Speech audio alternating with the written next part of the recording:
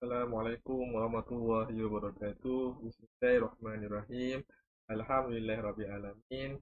Okay, kita bertemu lagi pada kelas ini, kelas PKK, kelas tambahan PKK. Hari ini kita akan belajar mengenai subjek sirah yang bertajuk Mukjizat Nabi Muhammad sallallahu alaihi wasallam. Okay, boleh berpandukan pada buku nota masing-masing. Okay, boleh cari tajuk Mukjizat Nabi Muhammad. Okey, apa yang terpampar pada skrin masing-masing awak nampak sekarang? Okey, mukjizat Nabi Muhammad. Kita tajuk hari ini ialah mukjizat Nabi Muhammad. Okey, mukjizat dari segi bahasa ialah melemahkan atau mengalahkan. Okey, manakala mukjizat pada istilah pula perkara luar biasa yang berlaku kepada Rasul dengan izin Allah bagi membuktikan kerasulannya. Okay, daripada makna istilah ni menunjukkan bahawa mukjizat ialah perkara luar biasa yang dikurniakan Allah kepada para nabi dan rasul untuk membuktikan kerasulan ataupun kenabian mereka. Okey, hukumnya wajib kita percaya bahawa Allah telah mengurniakan mukjizat tertentu kepada para nabi dan rasulnya. Jadi kita sebagai seorang Islam wajib percaya mukjizat tu memang berlaku, memang ada pada para nabi dan rasul. Hari ini kita kena belajar tajuk mukjizat. So kena faham mukjizat maknanya ialah perkara luar biasa yang dikurniakan oleh Allah Ta'ala kepada para nabi dan rasul. Untuk apa? Untuk menunjuk bukti, untuk membuktikan kerasulan ataupun kenabian mereka. Jadi kita sebagai orang Islam wajib percaya atas mukjizat para nabi dan rasul.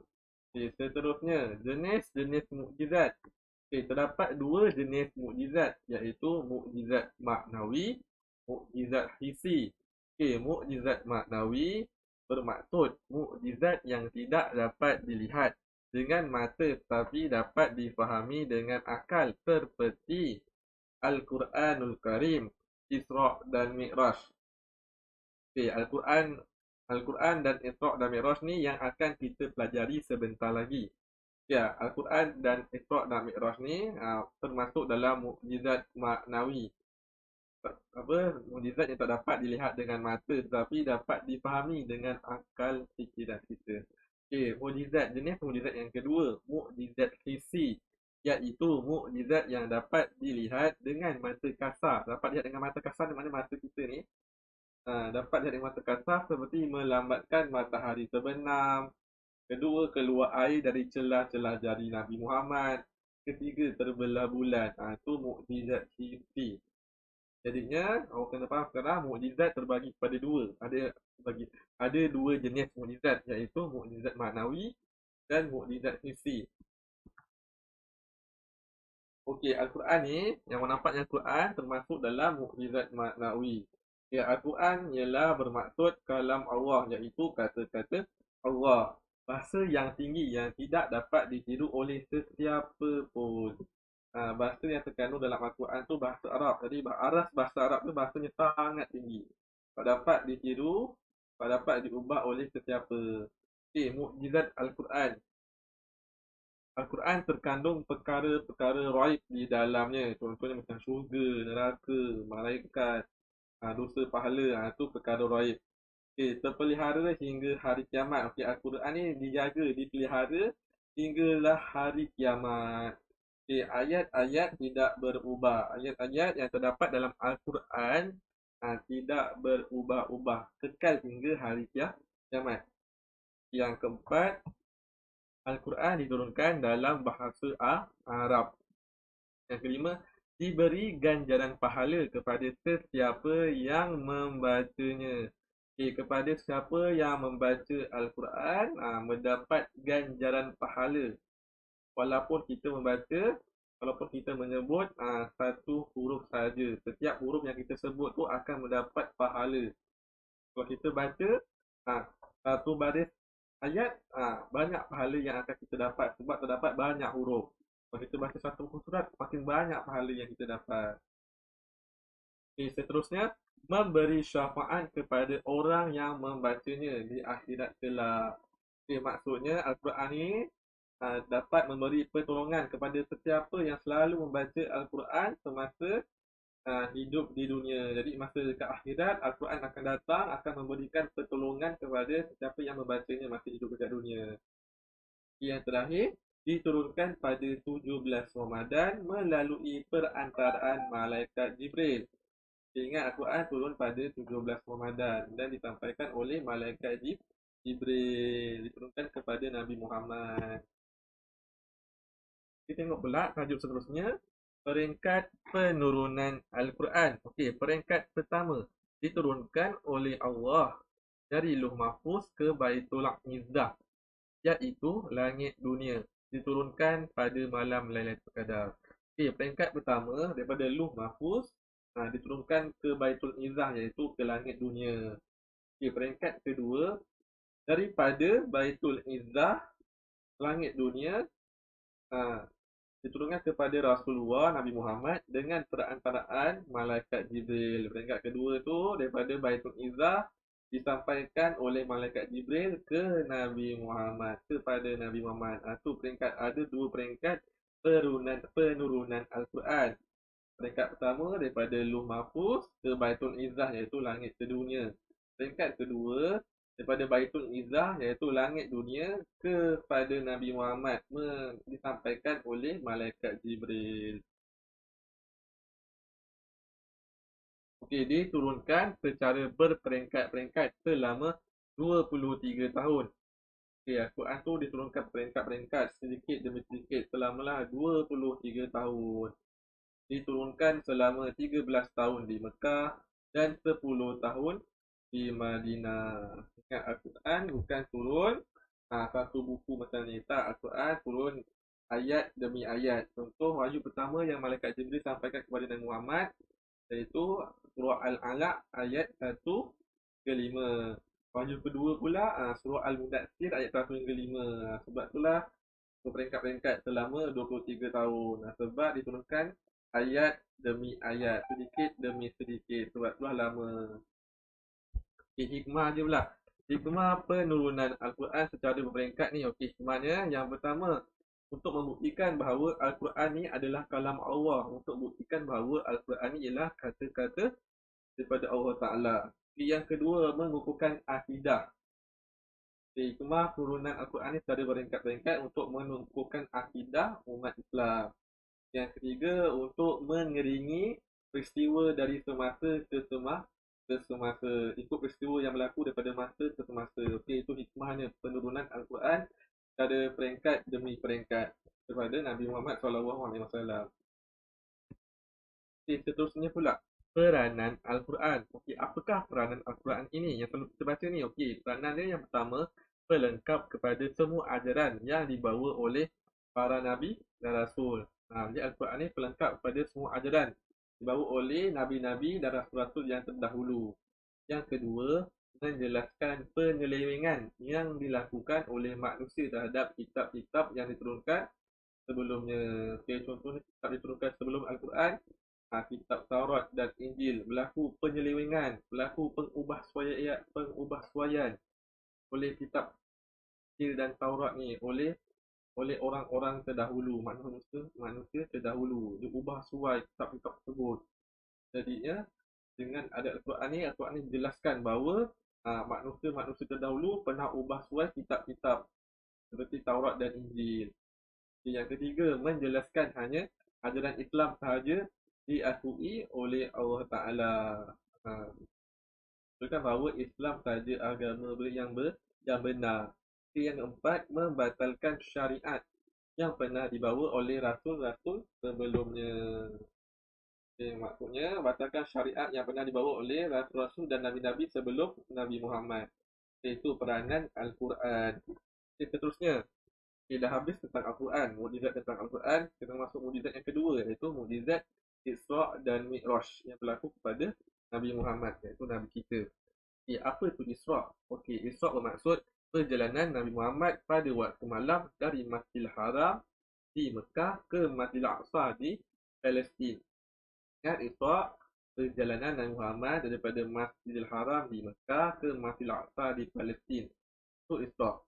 Kalau Mi'raj pula perjalanan Nabi Muhammad daripada Masjidil Aqsa di Palestin ke langit, iaitu ke Sidratul Muntaha, naik ke atas daripada Masjidil Aqsa di Palestin, naik ke atas ke Sidratul Muntaha untuk berjumpa dengan Allah Ta'ala. Okay, itu makna Isra' dan Mi'raj. Okay, pembelahan dada Nabi Muhammad. Okay, peristiwa ni berlaku sebelum berlakunya Isra' dan Mi'raj. Okay, dibelah dada dan disucikan hati dengan air zam-zam sebelum Isra'. Okay, dada Nabi Muhammad dibelah dan disucikan hatinya dengan air zam-zam. Okay, dilakukan oleh siapa? Okay, dibelah oleh dua orang malaikat, iaitu malaikat Jibril dan Mikail, dan dibuang ke tulang hitam. Apa yang dibuat dengan dada Nabi Muhammad, hati Muhammad? Okey, dituangkan hikmah, dimasukkan hikmah, dimasukkan ilmu dan iman ke dalam dada bagi baginda. Okey, dibelah dari bawah leher hingga ke perut dan dicantumkan semula oleh Jibril seperti sedia kala. Itu proses berlakunya pembelahan dada untuk membersihkan hati Nabi Muhammad dengan air zam-zam. Okey, berlaku sebelum peristiwa Isra' dan Mi'raj.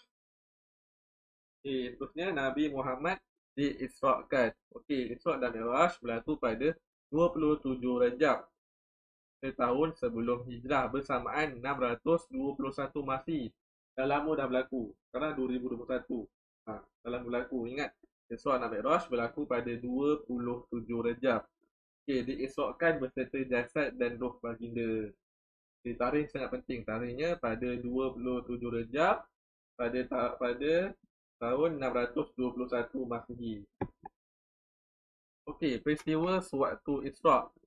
Okey, sewaktu Isra' maksudnya sewaktu Nabi Muhammad dalam perjalanan daripada Masjidil Haram di Mekah ke Masjidil Aqsa di Palestin dengan menaiki burak ditemani oleh malaikat Jibril. Okey, Nabi Muhammad melihat kaum yang berjihad ke jalan Allah. Okey, Rasulullah melihat satu kaum yang sedang bercucuk tanam dan terus menuai hasil tanaman mereka. Apabila dituai, hasil yang baru keluar semula seolah-olah belum lagi dituai. Baginda diberitahu oleh malaikat Jibril, itulah kaum yang berjihad ke jalan Allah yang digandakan pahala kebajikan sebanyak 700 kali ganda, bahkan sehingga gandaan yang lebih banyak. Okay, masa dalam perjalanan tu Nabi Muhammad nampak satu kaum tu tengah cucuk tanam. Lepas tu dia menuai hasil yang ditanam tu. Hasil dituai tu keluar lagi hasil yang baru, hasil baru seperti hasil yang belum yang dituai. Jadi maknanya apa? Maknanya itulah ganjaran pahala yang diberikan kepada orang yang berjihad di jalan Allah Ta'ala. Okay, seterusnya peristiwa yang kedua, Nabi Muhammad lihat orang yang memakan harta anak yatim. Rasulullah melihat orang yang mempunyai bibir. Ni bibir ni seperti bibir unta dan tangannya memegang potongan api, memegang api neraka, api daripada neraka seperti batu tu, memegang kat barangannya, mereka memasukkannya ke dalam mulut, kemudian potongan tersebut keluar semula, kemudian bara api tu keluar semula dari tubuh mereka, keluar daripada punggung mereka, keluar semula, keluar, masukkan api lagi ke mulut, keluar berulang-ulang kali. Itu siksaan bagi orang yang memakan harta anak yatim. Tu dua peristiwa yang Nabi Muhammad nampak semasa Isra'. Masa dalam perjalanan Nabi Muhammad daripada Masjidil Haram di Mekah ke Masjidil Aqsa di Palestin. Nampak dua peristiwa. Peristiwa yang pertama, orang yang berjihad di jalan Allah yang mendapat pahala berlipat-lipat kali ganda. Yang kedua, orang yang makan harta anak yatim mendapat siksaan memakan bara api masuk dalam mulut dan keluar melalui dubur dan berulang kali. Itu dua peristiwa. Okey, manakala peristiwa semasa Mi'raj pula. Mi'raj berlaku pada Masjidil Aqsa di Palestin ke Sidratul Muntaha. Nabi Muhammad berjumpa dengan beberapa orang Nabi di setiap peringkat langit. Okey, contohnya, langit pertama Nabi Muhammad berjumpa dengan Nabi Adam. Langit kedua, Nabi Muhammad berjumpa dengan Nabi Yahya dan Nabi Isa. Langit ketiga, Nabi Muhammad berjumpa dengan Nabi Yusuf. Langit keempat, Nabi Muhammad jumpa dengan Nabi Idris. Langit kelima, Nabi Muhammad jumpa dengan Nabi Harun. Langit keenam, berjumpa dengan Nabi Musa. Langit ketujuh, berjumpa dengan Nabi Ibrahim. dan seterusnya berjumpa dengan Allah Ta'ala. Dan disampaikan diperintahkan solat 50 waktu. Dan Nabi Muhammad meminta kurang solat 50 waktu kepada solat 5 waktu sehari semalam atas kasihan kepada umat-umatnya.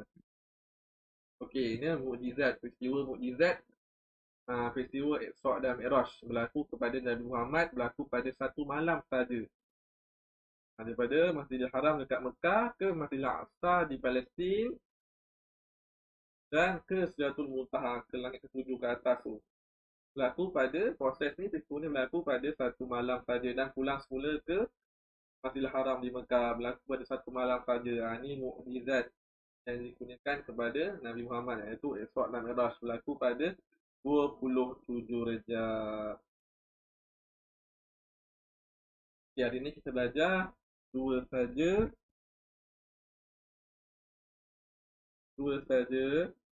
mukjizat Nabi Muhammad, iaitu apa? Iaitu Al-Quran yang diturunkan kepada Nabi Muhammad melalui malaikat Jibril selama 23 tahun, dan peristiwa Isra' Mi'raj yang berlaku pada Nabi Muhammad pada tarikhnya 27 Rejab, berlaku pada satu malam sahaja. Okey, itu saja pembelajaran kita tentang mukjizat Nabi Muhammad. Sekian, terima kasih.